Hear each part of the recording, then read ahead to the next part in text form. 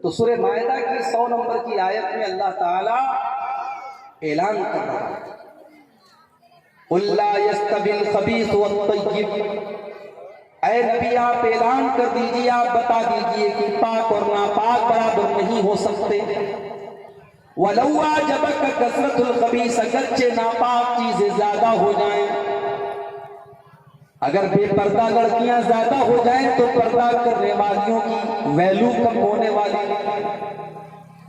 अगर दाढ़ी मूडने वाले क्लीन शेव नौजवान अपने आप को ज्यादा हैंडसम समझें और दुनिया भी उनको ज्यादा हैंडसम समझे, ज्यादा स्मार्ट समझे, अगर बेनमाजियों की कसरत हो जाए, अगर ज़िनाकारों की कसरत हो जाए, अगर बदकारों की कसरत हो जाए, अल्लाह फरमाता है वलौ आजबक कसरतुल खबीस। ऐ नबी अगर नापाक चीजें ज्यादा हो जाएं और आपको अच्छी भी लगे तब भी वो पाक चीजों के बराबर नहीं हो सकती। बहुत बड़ा उसूल बता दिया अल्लाह ताला ने। दुनिया में दो तरीके की चीजें होती है, एक पाक एक नापाक। एक तो पाक और नापाक का हमारा एक स्टैंडर्ड है कि भाई कपड़ा साफ है तो पाक है, कपड़े में कुछ गंदगी लगी तो नापाक है। और एक पाकी और नापाकी होती है जिसका ताल्लुक होता है अकीदे से। भाई कुरान ने क्यों कहा इन्नमल मुशरिकून नजसुन, मुशरिकीन नापाक है।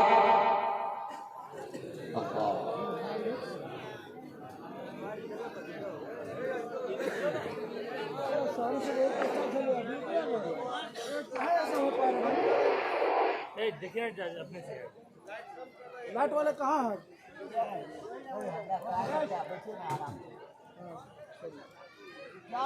तो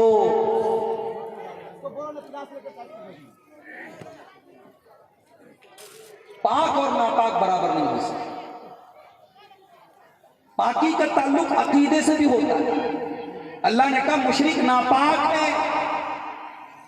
भाई मुशरिक आदमी जरूरी तो नहीं है कि वो कपड़ा नापाक पहनता हो सकता है वो नहाता हो, धोता हो, साफ सुथरा रहता हो, खुशबू लगाता हो, परफ्यूम लगाता हो। तो कुरान ये क्यों कह रहा है कि मुशरिकीन नापाक है? यहां नापाकी का ताल्लुक उनके बदन से नहीं है, यहां नापाकी का ताल्लुक उनके कपड़े से नहीं है, यहां नापाकी का ताल्लुक उनके अकीदे से। अकीदे के एतबार से वो नापाक है क्योंकि वो अल्लाह के साथ शिर्क कर रहे हैं।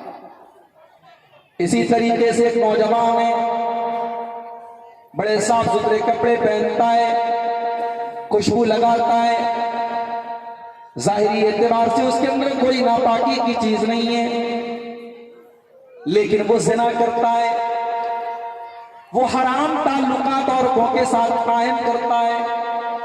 साफ सुथरा रहने के बावजूद वो नौजवान नापाक है शरीयत की नजर में, क्योंकि उसका किरदार नापाक है। अल्लाह फरमाता है कुल ला यस्तविल खबीस वत्तय्यिब वलौ आजबक कसरतुल खबीस। ऐ नबी पाक और नापाक लोग बराबर नहीं हो सकते। और इसी बात को अल्लाह ताला कुरान के 28वें पारे में इस तरीके से फरमाता है ला यस्तवी अस्हाबुन नारी व अस्हाबुल जन्ना। जन्नत में जाने वाले और जहन्नम में जाने वाले दोनों बराबर नहीं हो सकते। एक इंसान रात में 2-2 बजे तक हराम काम करता है और सुबह फजर की नमाज में सोया पड़ा रहता है। दूसरा नौजवान इशा के बाद जल्दी से सो जाता है, सुबह फजर के टाइम उठता है, वजू बनाता है, अल्लाह के घर में आकर फजर की नमाज अदा करता है। क्या दोनों बराबर हो सकते हैं? अल्लाह फरमाता है ला यस्तवी अस्हाबुन नारी व अस्हाबुल जन्ना। जन्नत में जाने वाले और जहन्नम में जाने वाले बराबर नहीं हो सकते, बराबर नहीं हो सकते। अल्लाह को मानने वाला और अल्लाह को न मानने वाला दोनों बराबर कैसे हो जाएंगे?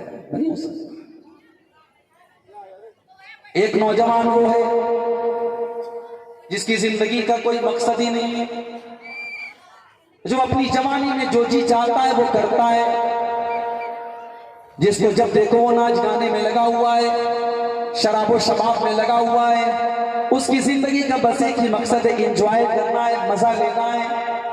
एक वो नौजवान है जिसने अपनी जवानी के मकसद को समझा है, जिसको मालूम है कि अल्लाह ताला ने हमको क्यों पैदा किया है, उसने कुरान में पढ़ा है वमा खलक़तुल जिन्न वल इंसा इल्ला लियअबुदून। मेरे बंदो, हमने तुमको अपनी इबादत के लिए पैदा किया है, हमने इसलिए तुमको पैदा किया है ताकि तुम हमको राजी करो।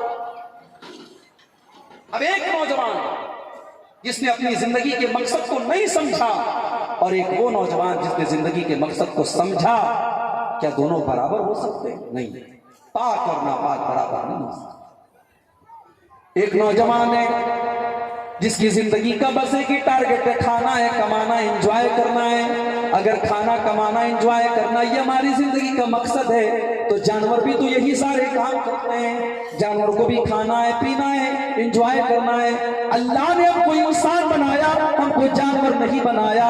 अल्लाह ने हमको अपने तमाम मखलूकात में ऊंचा मकाम दिया, इंसान बनाया। अल्लाह ने सोचने समझने की सलाहियत दी, सेंस दिया, हक और बातिल में फर्क करने की, सही और गलत में फर्क करने का हुनर दिया अल्लाह ने। और हम जानवरों की तरह सिर्फ खाने और कमाने के लिए जिंदगी गुजारें, ये एक इंसान को ज़ेब नहीं देता। इसीलिए अल्लाह ताला कुरान के 14वें पारे में फरमाता है रुबमा यवद्दुल्लज़ीना कफरू लौ कानू मुस्लिमीन। एक दिन ऐसा आएगा जो लोग दुनिया में काफिर थे, जो अल्लाह को नहीं मानते थे, कल कयामत के दिन वो भी ये कहेंगे लौ कानू मुस्लिमीन, के काश हम मुसलमान होते। अल्लाह फरमाता है ज़रहुम याकुलू व यतमत्तऊ व युल्हिहिमुल अमलु फसौफ यअलमून। ऐ नबी, इनको इनके हाल पे छोड़ दीजिए, इनको खाने दीजिए, इनको पीने दीजिए, इनको एंजॉय करने दीजिए, इनको लंबे लंबे प्लान बनाने दीजिए। कयामत का दिन आएगा तो इनको पता चलेगा कि इन्होंने दुनिया में सिर्फ खाने कमाने में अपनी जिंदगी बर्बाद कर दी। आज इनका अंजाम क्या हो? जिंदगी इतनी सस्ती नहीं है मेरे भाई, जिंदगी अल्लाह की अमानत है। मेरे नौजवानों, हर चीज का एक मकसद होता है और वो चीज जब अपने मकसद पर पूरी न उतरे तो वो यूजलेस हो जाती है। ये माइक है, इसका एक मकसद है, मेरी आवाज आप तक पहुंचाना। अगर ये माइक अपने मकसद को पूरा ना करे, मैं माइक को किनारे लगा दूंगा, अपने सामने नहीं रखूंगा। ये लाइट है, इस लाइट का काम है जलना, रोशनी देना। अगर ये लाइट रोशनी न दे, इसको स्टेज पर नहीं लगाया जाए। हमारी और आपकी जिंदगी का मकसद अल्लाह को राजी करना। हम इसलिए दुनिया में पैदा हुए हैं ताकि हम ऐसा अमल करें जिससे अल्लाह राजी हो जाए, अल्लाह खुश हो जाए। अल्लाह ने फरमाया कुरान के 29वें पारे में तबारकल्लज़ी बियदिहिल मुल्क व हुवा अला कुल्लि शैइन कदीर। बड़ी बरकत वाली है वो जात जिसके हाथ में सारी कायनात की बादशाहत है और जो हर चीज पर कादिर है। अल्लज़ी खलक़ल मौत वल हयात लियब्लुवकुम अय्युकुम अहसनु अमला। उसने जिंदगी को पैदा किया, उसने मौत को पैदा किया, इसलिए पैदा किया ताकि वो तुम्हारा इम्तिहान ले कि तुम में कौन अच्छा अमल करता है। हम और आप इस दुनिया में इम्तिहान देने के लिए आए और इस इम्तिहान में अल्लाह क्या देखना चाहता है कि हम अच्छा अमल करते हैं कि नहीं करते। अल्लाह ने ये नहीं कहा कि कौन ज्यादा अमल करता है। अल्लाह क्या क्वांटिटी नहीं चाहिए, अल्लाह क्या क्वालिटी चाहिए। अभी आपने देखा होगा 15 शाबान की तारीख आई, हमारे बहुत सारे मुसलमान भाई रात रात पर जाकर के इबादत करते रहे, कब्रिस्तान पे जाकर मुर्दों के लिए दुआएं मग़फ़िरत करते रहे, मस्जिदों में लाइटिंग करते रहे, रात रात पर कुरान की तिलावत करते रहे। हमारे कुछ भाइयों ने हमसे भी व्हाट्सएप पर पूछा मौलवी साहब आप लोग शब बारात में इबादत क्यों नहीं करते? अगर हम करते हैं तो आपको एतराज क्या है? हम इबादत ही करते हैं, कौन सा बात काम करते? मैंने कहा भाई इबादत करना गलत नहीं है, लेकिन किसी रात में खास इबादत करना ये गलत है। मैंने कहा अल्लाह के नबी की हदीस है कि जुमा की रात में तहज्जुद की नमाज खास तौर से मत पढ़ो। भाई एक आदमी रोजाना तहज्जुद पढ़ता है तो ठीक है, वो जुमा को भी पढ़े, मगर हफ्ते में आप सिर्फ जुमा की रात में तहज्जुद पढ़े, अल्लाह के नबी ने मना किया। आपने फरमाया जुमा की रात में खास तौर से तहज्जुद न पढ़ा करो, जुमा के दिन खास तौर से रोजा न रखा करो। अगर आप नफिल रोजा कभी भी रखते हैं तो जुमा को भी रख लीजिए, लेकिन खास तौर से हफ्ते में जुमा के दिन रोजा रखने से मना किया अल्लाह के नबी ने। हमने कहा जब 15 शाबान की फजीलत के बारे में कोई एक भी सही रिवायत मौजूद नहीं है, अगर ये इतनी फजीलत वाली रात है तो इसकी फजीलत के बारे में कोई एक भी सही हदीस क्यों नहीं है? इसके बारे में तो सैकड़ों हदीस होनी चाहिए। अगर इस रात में अल्लाह तबारक व तआला अपने बंदों की मग़फ़िरत करता है, अपने बंदों को माफ करता है, तो हमसे ज्यादा नबी के सहाबा नेकी के मामले में आगे आगे रहते थे। अल्लाह के नबी के सहाबा से सही सनद से ये चीज साबित क्यों नहीं है? इसलिए मेरे भाइयों, इबादत की क्वांटिटी पर मत जाइए, इबादत की क्वालिटी होनी चाहिए। आपका अमल अगर कम है लेकिन कुरान और हदीस के मुताबिक है तो अल्लाह क्या कबूल किया जाएगा, और अमल बहुत ज्यादा है लेकिन कुरान और हदीस के मुताबिक नहीं है तो आपके अमल की अल्लाह ताला क्या कोई वैल्यू। अल्लाह ने फरमाया हमने तुमको पैदा किया है, हम तुम्हारा इम्तिहान लेना चाहते हैं, हम ये देखना चाहते हैं कि कौन अच्छा अमल करता है। हम और आप इस दुनिया में उस इम्तिहान को देने के लिए आए हैं। अब एक नौजवान वो है जो इस इम्तिहान को में पूरा उतर रहा है, जो ये सोच करके जिंदगी गुजार रहा है कि मुझे अल्लाह का हिसाब देना है, जो अपनी जवानी के एक एक मिनट को कीमती समझता है, जो ये जानता है कि मैं जवानी में अगर अल्लाह की इबादत कर लूंगा तो ये जवानी की इबादत अल्लाह ताला के बुढ़ापे की इबादत से ज्यादा पसंद आएगी। जो जानता है कि मेरी जवानी की इबादत अगर अल्लाह को राजी, अगर अल्लाह को पसंद आ गई तो अल्लाह ताला इस जवानी की इबादत की वजह से कल कयामत के दिन अर्श का साया। जवानी की इबादत को मामूली मत समझो मेरे नौजवान। ये 60 साल वाले जो डंडा लेकर के मस्जिद में जाते हैं ना, इन 60 साल वालों के डंडा लेकर के मस्जिद में जाने से ज्यादा अहमियत 20 साल के नौजवान के फजर की नमाज में जाने। हालांकि 60 साल वाला बेचारा कमजोर है, बूढ़ा है, बड़ी मुश्किल से मस्जिद में आ रहा है, और नौजवान तो बड़ी आसानी से आ सकता है, मगर उस नौजवान ने दूसरे नौजवानों की तरह फजर की नमाज के टाइम अपने आराम को, अपने बिस्तर को उसने तरजीह नहीं दी। उसने बिस्तर को छोड़कर अस्सलातु खैरुम मिन नौम की आवाज पर लब्बैक कहा है। इसलिए उस नौजवान की इबादत अल्लाह तबारक व तआला का बहुत ऊंचा मकाम है। इसीलिए अल्लाह के नबी फरमाते हैं क़यामत के दिन 7 तरीके के लोग ऐसे होंगे जिनको अल्लाह ताला अपने अर्श का साया देगा।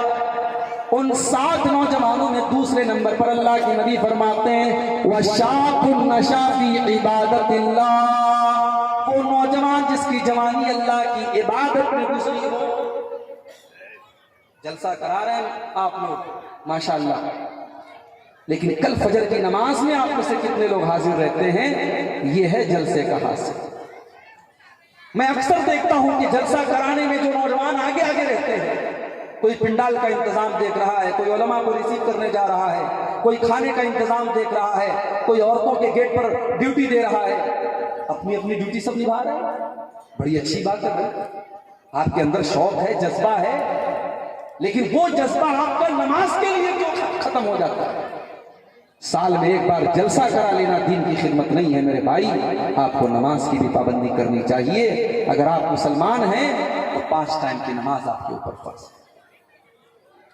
इन्नस्सलात कानत अलल मुमिनीन किताबन मौकूता, 5 टाइम की नमाज और मुसलमान मर्द औरत के ऊपर फर्ज है। बीमार है तब भी फर्ज है, सफर में है तब भी फर्ज है, खड़ा होकर के नहीं पढ़ सकता तब भी फर्ज है, बैठ करके नहीं पढ़ सकता तब भी फर्ज है। जिस हालत में भी वो नमाज पढ़ सकता है वो पढ़ेगा। नमाज को अपने वक्त पर पढ़ना आपके ऊपर फर्ज है। अभी तुर्की और सीरिया का जलजला सुना होगा आपने, खबरें आपके पास आई होंगी। एक वाकया मीडिया वालों ने नकल किया। एक 6 या 7 साल की बच्ची थी, शायद सीरिया की थी, हाँ।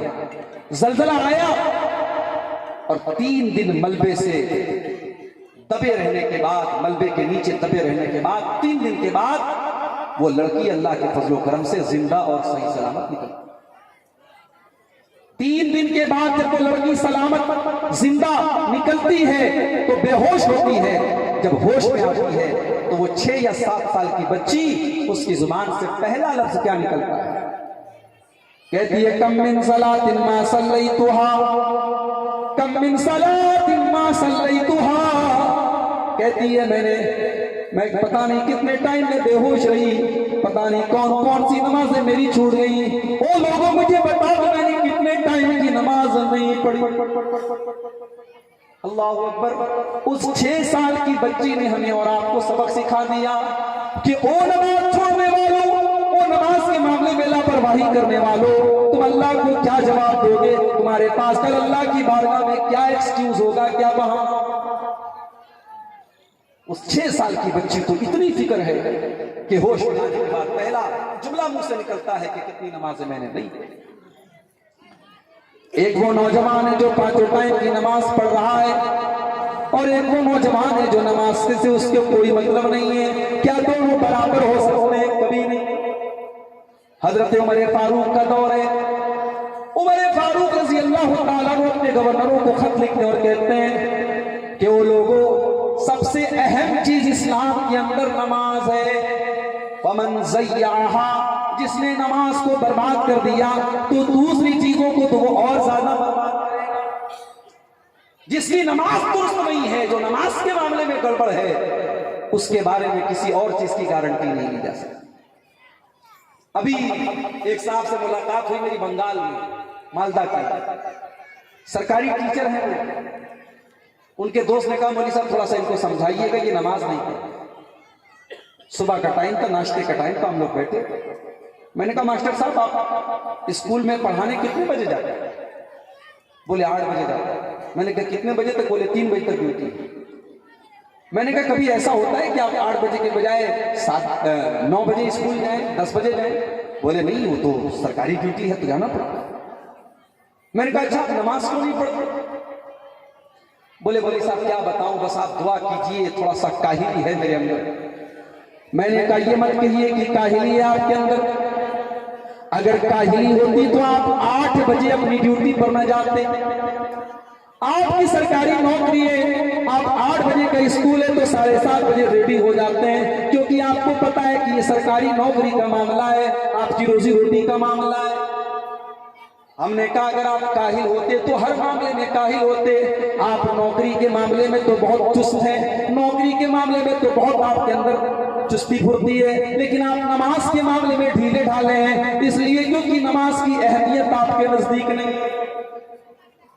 ये इस पर डिपेंड करता है कि कौन सी चीज आपके नजदीक अहमियत रखती है। मेरे भाई 5 रुपये का पेन आपके जेब में होता है और 10,000 का मोबाइल भी आपकी जेब में, मगर 5 रुपये की कलम की आप इतनी परवाह नहीं करते। गिर भी गया तो कितना जाएगा? 5 रुपया जाएगा। लेकिन 10,000 का मोबाइल है तो आप संभाल के रखते हैं, आप संभाल के रखते हैं। बाइक चला रहे हैं तो जेब देखते हैं कहीं ऐसा तो नहीं जेब में से निकल गया। ट्रेन पे सफर करते हैं तो देखते रहते हैं मेरा मोबाइल किसी ने ले तो नहीं। मैंने कहा आप जिस तरीके से अपने कीमती सामान की फिक्र करते हैं, आप अपनी नमाज की भी फिक्र कीजिए। अल्लाह के नबी फरमाते हैं कि जिसकी असर की नमाज छूट गई, फकअन्नमा फुतिरा आलुहु व मालुहु, समझो कि उसका बहुत कीमती माल खो गया, समझो कि उसके अहल वयाल में से कोई गुम हो गया। किसी औरत का बच्चा गुम हो जाए, उसको खाना अच्छा लगेगा? उसको पानी अच्छा लगेगा? बाप को पता लगे कि उसका बेटा गुम हो गया, बाप को कोई और चीज अच्छी लगेगी? नहीं। जिस तरीके से आपके घर वालों में से कोई गुम हो जाए, आपकी कोई कीमती चीज गुम हो जाए, अल्लाह के नबी फरमाते हैं अगर किसी की असर की नमाज छूट जाए तो उसको ऐसा महसूस हो। आपको बताऊं, अल्लाह के प्यारे नबी किसी के लिए बददुआ नहीं करते। आप तो रहमतुल आलमीन थे, आप जल्दी किसी के लिए बददुआ नहीं करते थे, मगर नमाज का मैटर आया तो अल्लाह के नबी ने बददुआ भी की है।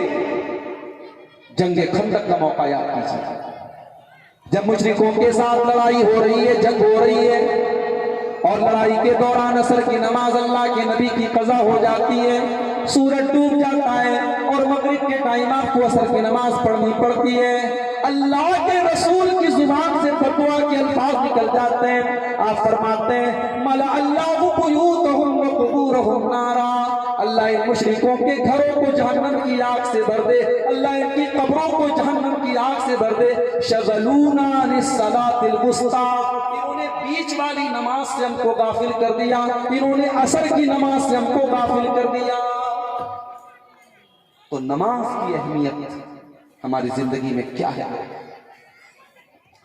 और याद रखो, जिस घर में नमाज की पाबंदी नहीं होगी उस घर में दीनदारी नहीं आ सकती, उस घर में बेशर्मी भी आएगी, बेपर्दगी भी आएगी, उस घर की औरतें भी बेहया होगी, उस घर के मर्द भी बेहया होंगे।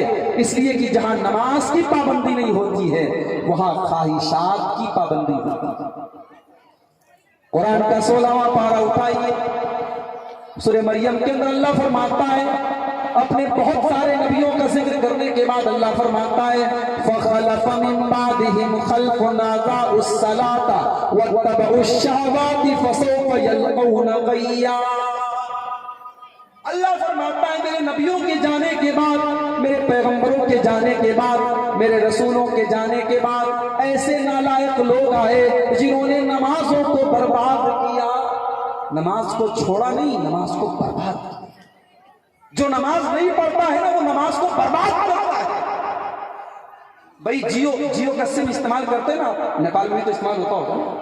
अब जियो का सिम आपको एक जीबी डाटा देता है, तो आदमी सोचता है 1 GB डाटा का हम इस्तेमाल करते हैं। 1 GB में अगर कभी ऐसा होता है कि आधा इस्तेमाल किया आधा नहीं इस्तेमाल किया, तो अगले दिन एहसास होता है मेरा आधा डाटा जाया हो गया, बर्बाद हो गया। जो चीज आपको फ्री में मिल रही हो और फिर जाया हो रही हो उस पर ज्यादा अफसोस होता है। अल्लाह के नबी पर अल्लाह ताला फरमाता है ऐसे लोग पैदा हुए अज़ाउस सलाता, जिन्होंने नमाजों को बर्बाद किया।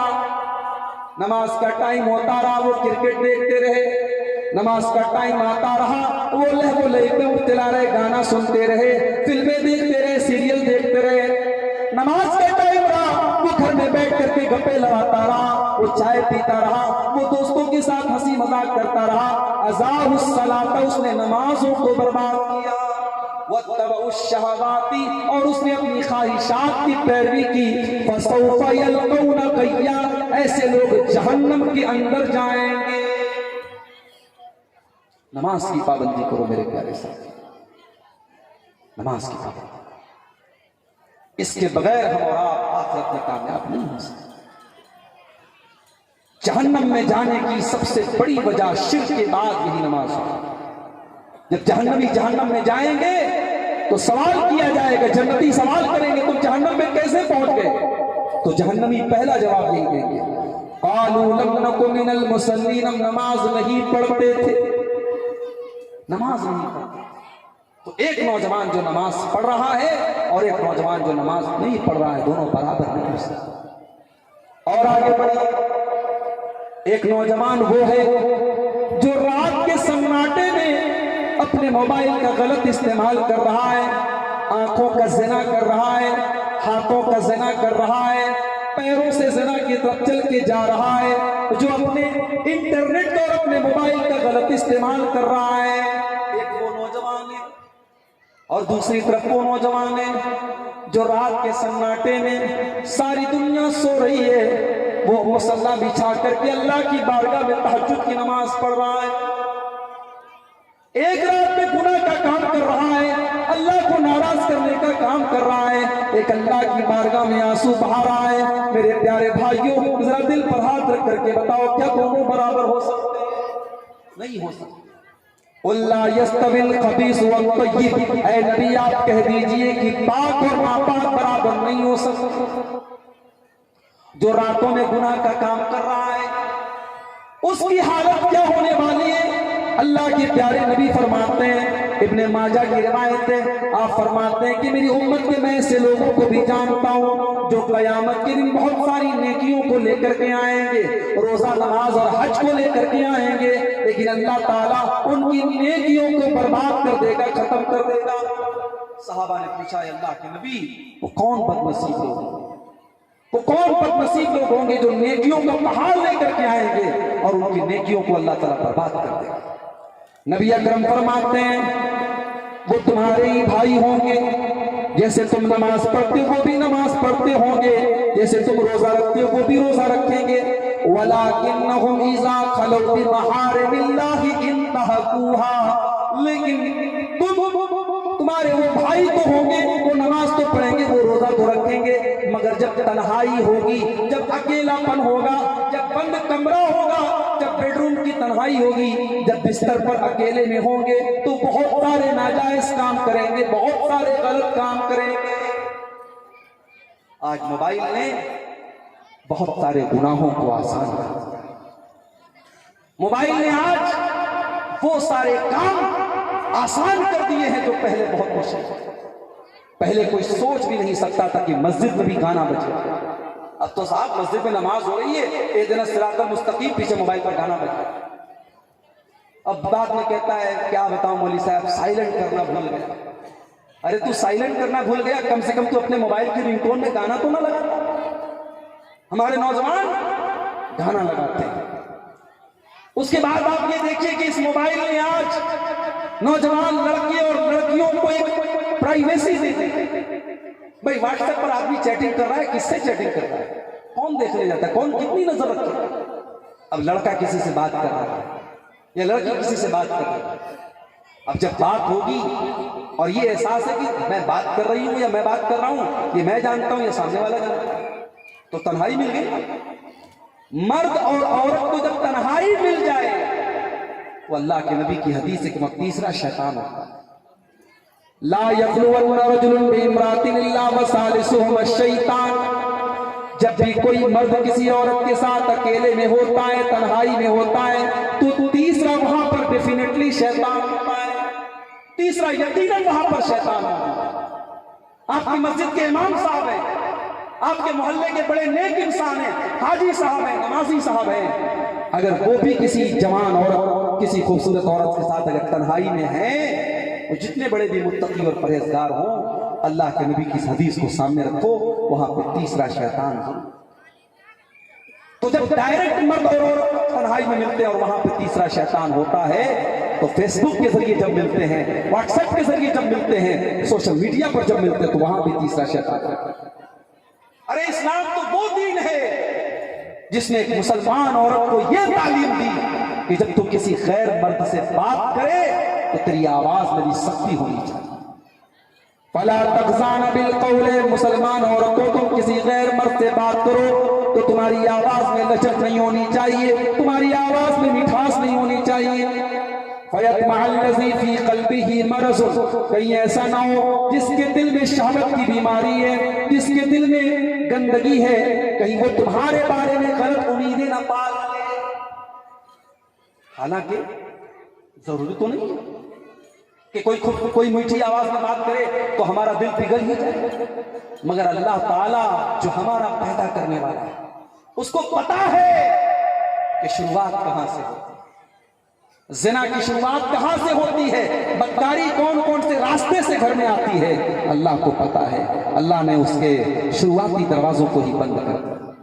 अल्लाह मुसलमान औरत से कह रहा है तू किसी गैर मर्द से बात करे तो तेरी आवाज में लचक नहीं होनी, तेरी आवाज में कड़कपन होना चाहिए, सख्ती होनी चाहिए। तू ऐसा सिग्नल न दे कि सामने वाले को लगे कि हाँ यहां दाल गल जाएगी। तेरी आवाज ऐसी हो, तेरा लबो लहजा ऐसा हो कि सामने वाला समझ जाए कि नहीं यहां मेरी दाल गलने वाली नहीं है। मेरी प्यारी माँ बहनों, आप फेसबुक इस्तेमाल करें मैं हराम नहीं करार दे रहा, व्हाट्सएप चलाएं मैं मना नहीं कर रहा, मोबाइल आप इस्तेमाल करें मैं मना नहीं कर रहा, मगर ये उसूल कुरान का याद रखें कि खबरदार खबरदार किसी को अपने बारे में गलत ख्याल पैदा करने का मौका न दें। अस्सलाम वालेकुम। वालेकुम अस्सलाम। जी मैं आपका इस्लामी भाई हूं, मैं आपकी इस्लामी बहन। आजकल फेसबुक पर यह भी चलता है इस्लामी भाई और इस्लामी बहन। याद रखो ये सब ढकोसले हैं, ढकोसले। दुनिया में एक ही बहन होती है, वो सही बहन होती है। न चचा की लड़की आपकी बहन है, न खाला की लड़की आपकी बहन है, न मामू की लड़की आपकी बहन है, न ये फेसबुक वाली आपकी बहन है। अजीब तमाशा। मेरी इस्लामी बहन है, इस्लामी बहन से ये बात कर रहा है, और वो इस्लामी बहन कब इसकी गर्लफ्रेंड बन जाती है, देर नहीं लगती। अल्लाह रहम फरमाए, आज इस्लाम को भी इस्तेमाल किया जा रहा है जिना के रास्ते में।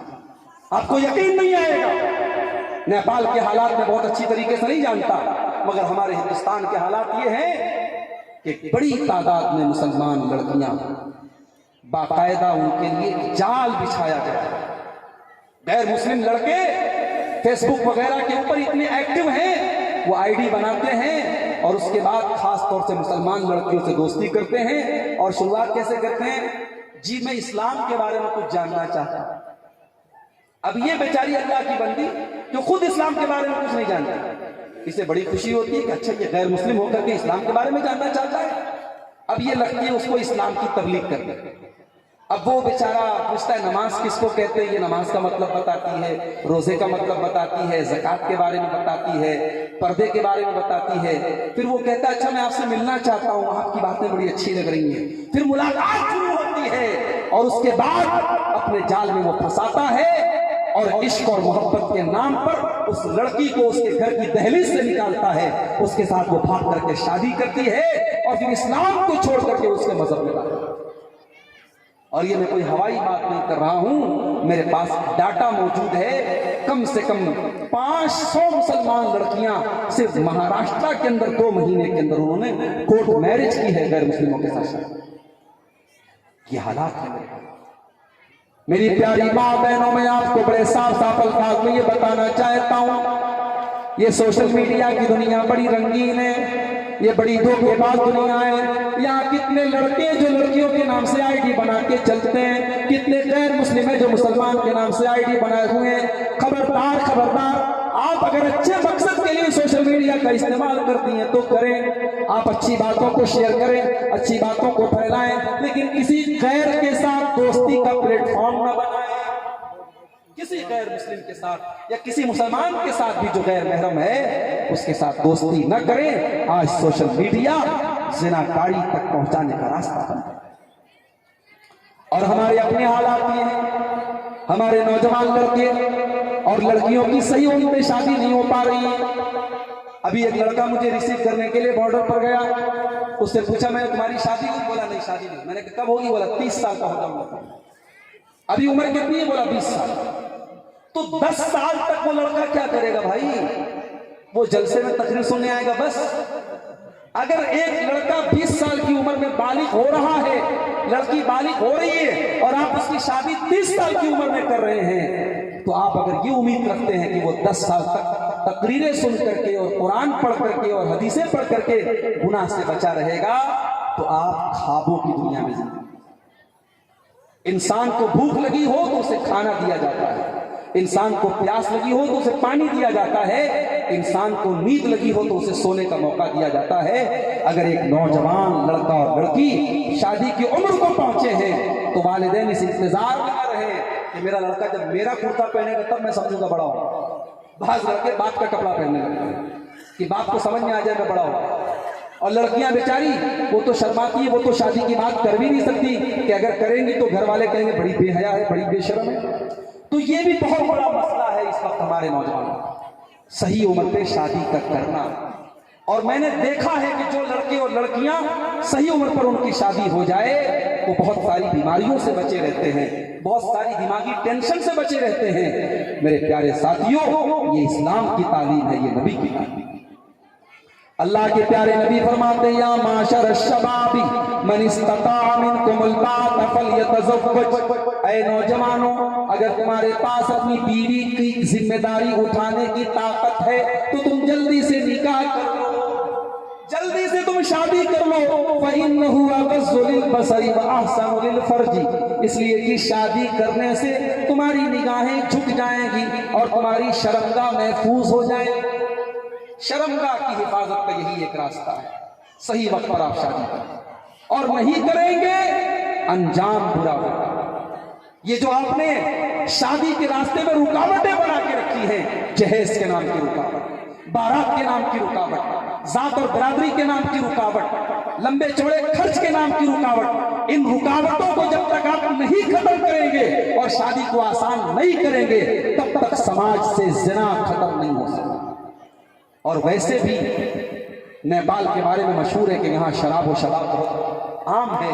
एक ऐसे माहौल में जब शराब आमतौर से बिक रही हो और एक ऐसे माहौल में जहां जिना आमतौर से हो रहा हो, अपने जवान लड़के और अपने जवान लड़कियों की हिफाजत के लिए हमें और आपको इन रस्म और रिवाज की बेड़ियों को छोड़ना पड़ेगा। खत्म करो इस जहेज की रस्म को। मैं नौजवानों से कहना चाहूंगा, अपने अंदर गैरत पैदा करो। अपने बाप से कह दो कि मैं अपनी शादी में जहेज नहीं लूंगा। अगर इस जलसे में बैठा हुआ हर नौजवान जिसकी शादी नहीं हुई है, अगर हर नौजवान ये तय कर ले, अगर यहाँ 100 नौजवान भी बैठे हों और वो ये तय कर ले कि मैं जहेज नहीं लूंगा, तो ये 100 परिवारों के ऊपर बहुत बड़ा एहसान होगा, 100 बेटियों के बाप के ऊपर बहुत बड़ा एहसान होगा और 100 लोगों की शादियां आसानी के साथ सुन्नत के मुताबिक। अल्लाह के प्यारे नबी फरमाते इज़ा खतबा इलैकुम मिम्मन तर्ज़ौना दीनहु व खुल्क़हु फज़व्विजूहु, जब तुम्हारे लड़का या लड़की के लिए किसी अच्छे घर का रिश्ता आ जाए, दीनदार घर का रिश्ता आ जाए, फज़व्विजूहु, तो तुम जल्दी से निकाह करो। इल्ला तफअलू, अगर तुम ऐसा नहीं करोगे, तकुन फितनतुन फिल अर्ज़ि, तो ज़मीन के अंदर फितना फैल जाएगा, व फ़सादुन अरीज़, और फसाद फैल जाएगा। और फसाद आज फैला हुआ है, फसाद आज फैला हुआ है। इस कदर हालात खराब है मेरे प्यारे साथियों, आज कोई शहर ऐसा नहीं है जहां के होटलों में मुसलमान लड़कियां आपको न पाई जाती हों। आज जिना के अड्डे आबाद है मुसलमान मर्दों और। अल्लाह इस कौम पर रहम फरमाए। ये जलजले यूं ही नहीं आ रहे हैं, ये कोरोना वायरस यूं ही नहीं आ रहा है, ये जालिम हुकूमतें यूं ही नहीं आ रही हैं, ये हमारे अमाल की सजा है। अल्लाह के नबी फरमाते लम तज़ारिल फाहिशतु फी कौमिन क़त्तु हत्ता युलिनु बिहा इल्ला फशा फीहि मुत्ताऊन वल औजाउ अल्लती लम तकुन फी असलाफिहिम। जब किसी कौम के अंदर बेहयाई फैल जाती है, बेगैरती फैल जाती है, ज़िनाकारी फैल जाती है, उस कौम के ऊपर अल्लाह ताला ऐसी बीमारियों को डाल देता है जिन बीमारियों का नाम उनके बाप दादा ने भी नहीं सुना था। 70 साल वालों ने कोरोना वायरस का नाम सुना है, हमारे बुजुर्गों ने कभी एड्स का नाम। पहले कैंसर की बीमारी हजारों लाखों में किसी एक को होती थी, आज कैंसर हॉस्पिटल भरे पड़े हैं मरीजों से। ये हमारे अमाल की सजा है। और अगर हमने हालात को कंट्रोल नहीं किया तो वो दौर भी आने वाला है। अल्लाह के प्यारे नबी फरमाते हैं वल्लज़ी नफ्सी बियदिही, उस अल्लाह की कसम जिसके हाथ में मेरी जान है, ला तफना हाज़िल उम्मा, ये उम्मत फना नहीं होगी, ये उम्मत बर्बाद नहीं होगी, हत्ता यक़ूम अर्रजुल इलल मरअती, यहाँ तक कि एक मर्द एक औरत के साथ ज़िना करेगा, फयफ़रिशुहा फ़ित तरीक़, और सरेआम खुलेआम पब्लिक प्लेस में सार्वजनिक स्थल पर सबके सामने ज़िना करेगा। और उस दौर का सबसे मुत्तकी इंसान वो होगा जो ये कहेगा लौ वारैतहा वरा हाज़िल हाइत, कि भाई ये काम सबके सामने मत करो, दीवार के पीछे चले जाओ। ये कहने वाला उस दौर का सबसे मुत्तकी। अब जाहिर है कि एक तरफ बदकारी है, एक तरफ बेहयाई है, और दूसरी तरफ हमारा वो नौजवान है जो ये जानता है कि हमें अपनी जवानी को बचा के रखना है, जो कुरान की इस आयत पर अमल करता है कुल्लिल मुमिनीना यग़ुज़्ज़ू मिन अब्सारिहिम व यहफ़ज़ू फ़ुरूजहुम। ऐ नबी, आप मोमिनों से कह दीजिए वो अपनी निगाहों को नीची रखें और अपनी शर्मगाहों की हिफाजत करें।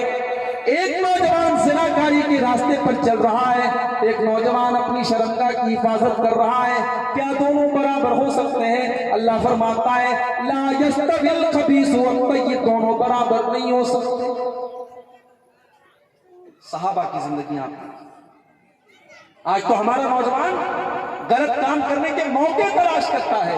सहाबा किराम को मौके मिले मगर उन्होंने अल्लाह के डर से उन मौकों को छोड़ दिया। हजरत मरसद रज़ी अल्लाह ताला अन्हु को देखिए, नौजवान साहबी हैं, हट्टे कट्टे हैं, जिस्म के अंदर ताकत भी है। इस दौरे जाहिलियत में एक औरत से उनकी मोहब्बत है, उस औरत का नाम अनाक है। दौरे जाहिलियत में हजरत मरसद को उस औरत के साथ ताल्लुक था, इस्लाम कबूल करने के बाद उस औरत को छोड़ दिया। हजरत मरसद रज़ी अल्लाह ताला अन्हु एक मर्तबा मक्का से एक मुसलमान कैदी को छुड़ा करके लेके जा रहे थे। रास्ते में उनकी महबूबा जो दौर जाहिलियत में उनकी महबूबा थी, अनाक उसका नाम था, उसने अपने मकान की छत से हजरत मरसद, हदीस के अल्फाज हैं, अनाक ने हजरत मरसद को देखा और कहा कि ऐ मरसद, आओ आज की रात हमारे साथ गुजारो।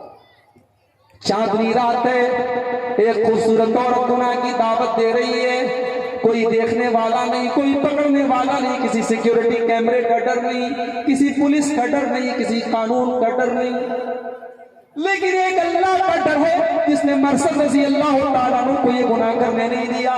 हजरत मरसद ने कहा नहीं अयाना, पहले का मामला अलग था, पहले मैं मुसलमान नहीं था, अब मैं इस्लाम ला चुका हूँ, अब मैं मुसलमान हो चुका हूँ और इस्लाम के अंदर अल्लाह ताला ने ज़िना को हराम करार दिया है, अयाना मैं तेरे पास नहीं आ सकता। इतना कह करके हजरत मरसद वहां से चल चले।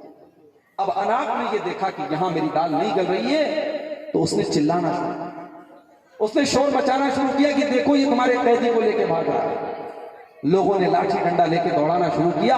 हजरत मरसद रजी अल्लाह तआला अन्हु बड़ी मुश्किल से जान बचा करके वहां से भागे। जब मदीना पहुंचे हजरत मरसद, तो अल्लाह के नबी से उन्होंने पूरा वाकया सुनाया और कहा कि ऐ अल्लाह के नबी, अगर मैं अनाक से निकाह करना चाहूं, अगर मैं अनाक से शादी करना चाहूं तो क्या मैं कर सकता हूं? अल्लाह के नबी ने कोई जवाब नहीं दिया। कुरान की आयत नाजिल हो गई सूरह नूर की कि अल्लाह ने फरमाया अज़्ज़ानी ला यंकिहु इल्ला ज़ानियतन औ मुशरिकतन, कि किसी जानिया औरत से, किसी बच्चलन औरत से कोई मुसलमान शादी नहीं कर सकता।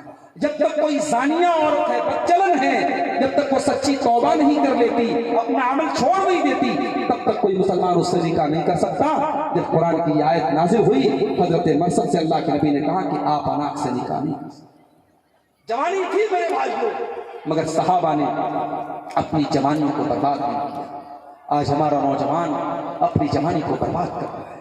कोई जिना कर रहा है, कोई हाथों का जिना कर रहा है, कोई नजरों का जिना कर रहा है, कोई अपनी तंदुरुस्ती को बर्बाद कर रहा है, कोई अपने जिस्म के साथ खिलवाड़ कर रहा है। मेरे नौजवान साथियों, ये जवानी हराम कामों के लिए नहीं बनी है, ये जवानी नाजायज कामों के लिए नहीं बनी है। अपनी एनर्जी को गलत जगहों पर जाया मत करो। अल्लाह के प्यारे नबी फरमाते हैं इग्तनिम खमसन क़ब्ल खमसिन, 5 चीजों की कदर करो 5 चीजों के आने से पहले। शबाबक क़ब्ल हरमिक, अपनी जवानी की कदर करो बुढ़ापे के आने से पहले। वसिहतक क़ब्ल सक़मिक, अपनी तंदुरुस्ती की कदर करो बीमारी के आने के पहले। वफ़रागक क़ब्ल शुग़लिक, अपने टाइम की कदर करो बिजी होने के पहले। वग़िनाक क़ब्ल फ़क़्रिक, अपनी दौलत की कदर करो गरीबी के आने के पहले। वहयातक क़ब्ल मौतिक, और अपनी जिंदगी की कदर करो मौत के आने के पहले। जवानी की कदर करो। और अगर आप ये कहते मौलवी साहब दौर बहुत खराब है, हालात बहुत खराब हैं, लड़कियां कैसे कैसे कपड़े पहन रही हैं, मोबाइल पर कैसी कैसी तस्वीरें आती हैं, इस दौर में जिना से बचना अपने आप को बहुत मुश्किल है। मैं आपकी बात से एग्री हूं, मैं आपकी बात से मुत्तफिक हूं, बल्कि मैं एक कदम और आगे बढ़ करके कहता हूं कि जिना से बचना इतना मुश्किल तो नबी के दौर में भी नहीं था। इतना मुश्किल जिना से बचना सहाबा के दौर में नहीं था। सहाबा के दौर में 1 से ज्यादा शादियां आमतौर से होती थी, 2 शादी, 3 शादी, 4 शादी आमतौर से होती थी। उस माहौल में 1 से ज्यादा शादियां होती थी।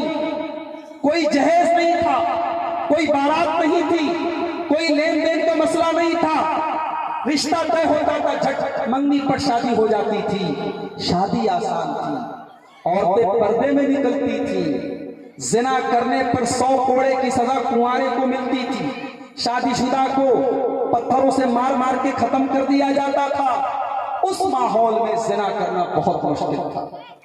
आज न तो पर्दा है और आज न तो निकाह के अंदर आसानी है, न 1 से ज्यादा निकाह का माहौल है, और घर के अंदर से लड़कियां बेपर्दा निकल रही हैं। आज के दौर में अपने आप को जिना से बचाना बहुत मुश्किल है। मगर मेरे प्यारे साथियों, अल्लाह के नबी फरमाते हैं जब फितनों का दौर आ जाए, जब बुराइयों का दौर आ जाए, तो नेकी के रास्ते पर चलना ऐसा ही है जैसे अपने हाथों में अंगारे लेना है।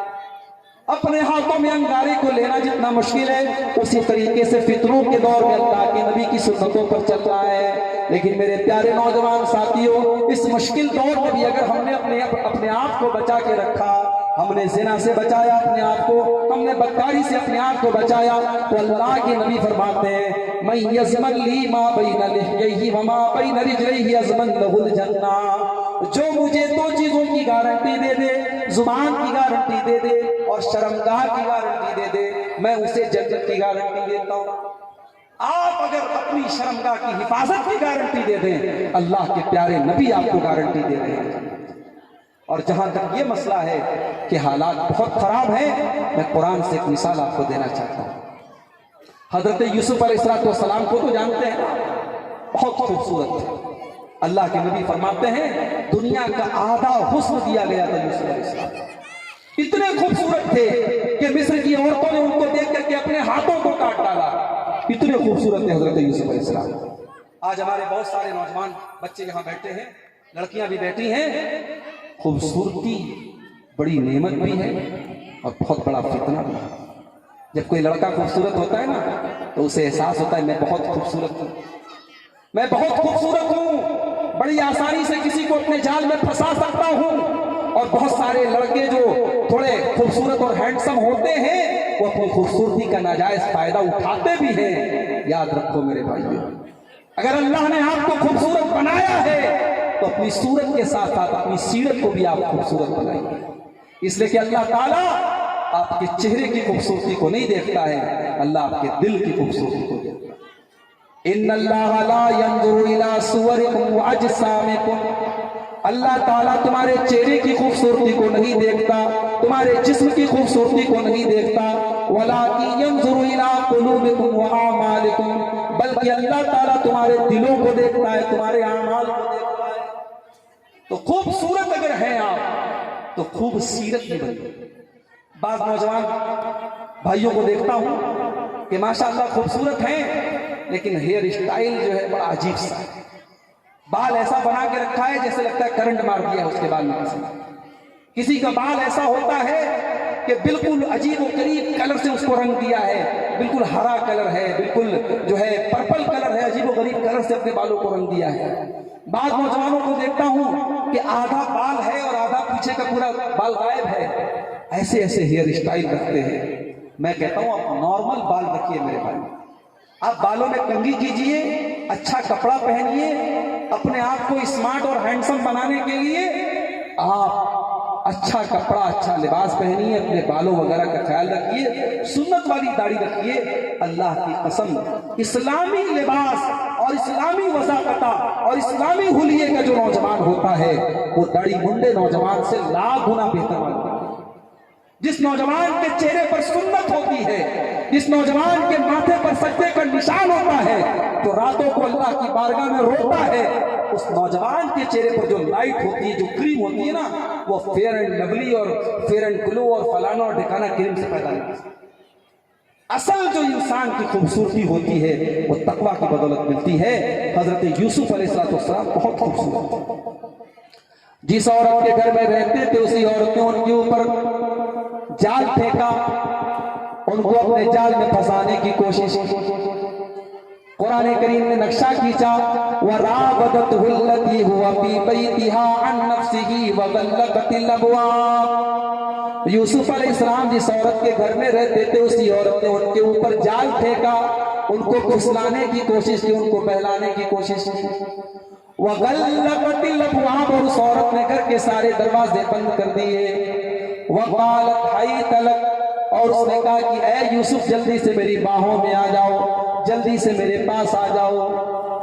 मेरे प्यारे नौजवान भाइयों और बहनों, गौर करो कि हजरत यूसुफ अलैहिस्सलाम अगर चाहते तो यहाँ गुनाह करने का उनको गोल्डन चांस मिल रहा है, गोल्डन चांस मिल रहा है।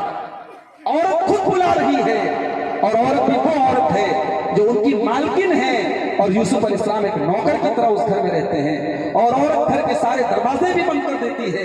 कोई कैमरा नहीं है, कोई सिक्योरिटी नहीं है, किसी का कोई डर नहीं है। उसने घर के सारे दरवाजे बंद करके क्या कहा, हाय तलक यूसुफ मेरे पास आ जाओ। हजरत यूसुफ अलैहिस्सलाम कहते हैं काल माअज़ल्लाह, कहते हैं जुलेखा ऐ अज़ीज़ मिस्र की बीवी, मैं अल्लाह की पनाह तलब करता हूँ, मैं अल्लाह की पनाह चाहता हूँ। इन्नहू रब्बी अहसन मथवाया इन्नहू ला युफ्लिहु ज़ालिमून। ऐ जुलेखा, मेरे परवरदिगार ने तेरे घर में मुझे ठिकाना दिया, तेरे घर में मुझे रहने की जगह दी, मैं गुलामों की तरह बाजार में बिक रहा था, तेरे घर में इज्जत की जिंदगी मुझको मिली, और मैं अपने ही मालिक की बीवी के साथ इतना गलत काम करूं। इन्नहू ला युफ्लिहु ज़ालिमून, इतना बड़ा जुल्म मैं नहीं कर सकता, इतना बड़ा न्याय मैं नहीं कर सकता। कभी कभी जिना जो होता है ना, सिचुएशन की वजह से खतरनाक होता है। जैसे एक जवान आदमी जिना करे, एक बूढ़ा आदमी जिना करे, जिना तो दोनों कर रहे हैं, मगर बूढ़े आदमी का जिना करना ज्यादा खतरनाक है, इसलिए कि अल्लाह तबारक व तआला ने जवान के अंदर गुनाह करने की सलाहियत ज्यादा रखी है, उसके अंदर गुनाह करने का जज्बा है, और बुढ़ापे में वो जज्बा खत्म हो जाता है। अगर कोई बूढ़ा जिना करता है तो वो ज्यादा बड़ा गुनाह करता है। इसीलिए अल्लाह के नबी ने फरमाया कि जो बूढ़ा जिनाकार होता है, कयामत के दिन अल्लाह ताला उसकी तरफ रहमत की नजर से देखेगा।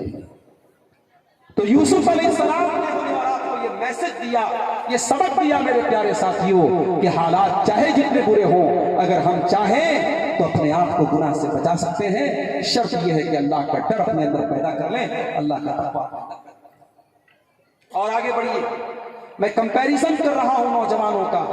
एक वो नौजवान जो नमाज पढ़ता है, एक वो जो नहीं पढ़ता है, एक वो नौजवान जो रातों में तहज्जुद पढ़ता है, एक वो जो नहीं पढ़ता है, एक वो नौजवान जो अपनी शर्मगाह की हिफाजत करता है, और एक वो नौजवान जो जिना करता है। और आगे बढ़िए, एक तरफ वो नौजवान है जिसकी बॉडी मजबूत है, जो जिम जाता है, जो मजबूत और ताकतवर है, लेकिन वो अपनी ताकत का गलत इस्तेमाल करता है, वो लोगों पर जुल्म ज़्यादती करता है, वो लोगों पर जुल्म अत्याचार करता है। दूसरी तरफ एक वो इंसान है जो है तो ताकतवर, लेकिन वो अपनी ताकत का गलत इस्तेमाल नहीं करता, वो अपनी ताकत का सही इस्तेमाल करता है, वो जालिम को जुल्म से रोकता है। अल्लाह के नबी फरमाते हैं अल-मोमिनुल क़विय्यु ख़ैरुन व अहब्बु इलल्लाहि मिनल मोमिनिज़ ज़ईफ़। ताकतवर मोमिन कमजोर मोमिन से ज्यादा प्यारा है अल्लाह। इसलिए मेरे नौजवानों, जो गुटखा खाते हो गुटखा खाना छोड़ो, जो शराब पीते हो शराब पीना छोड़ दो, ताकतवर बनो, अपने जिस्म को ताकतवर बनाओ, अपने ईमान को ताकतवर बनाओ, और अपनी ताकत का सही इस्तेमाल।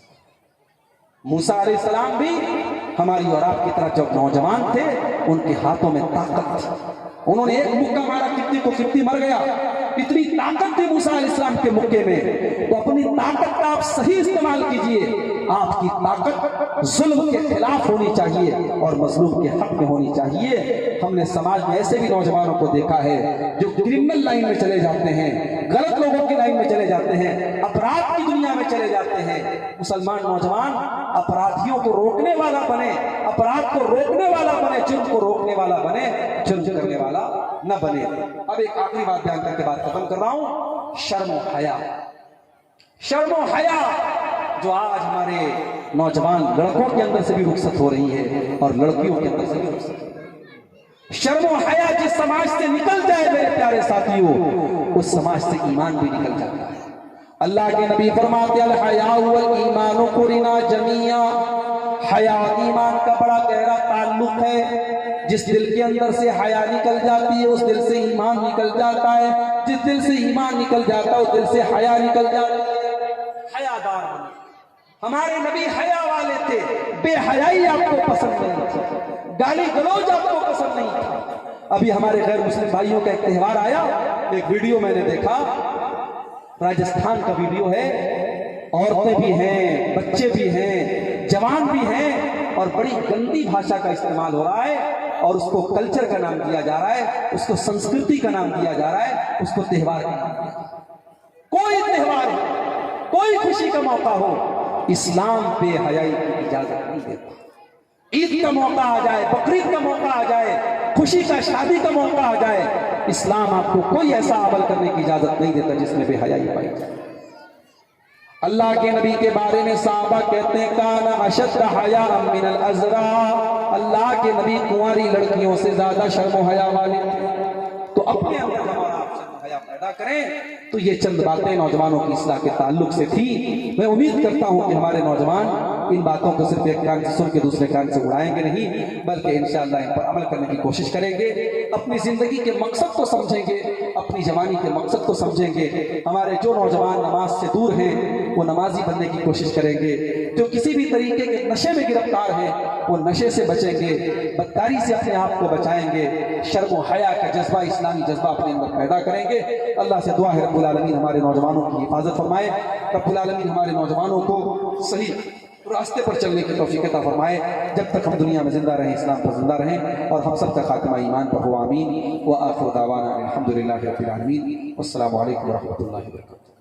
जज़ाकुमुल्लाहु अहसनुल जज़ा। निकल पाएगी कहाँ आपकी बातों की तफसीर मुद्दत तक, तसव्वुर में रहेगी आपकी तस्वीर मुद्दत तक, और सैयद की हक बयानी ये सब कैसे भूल पाएंगे।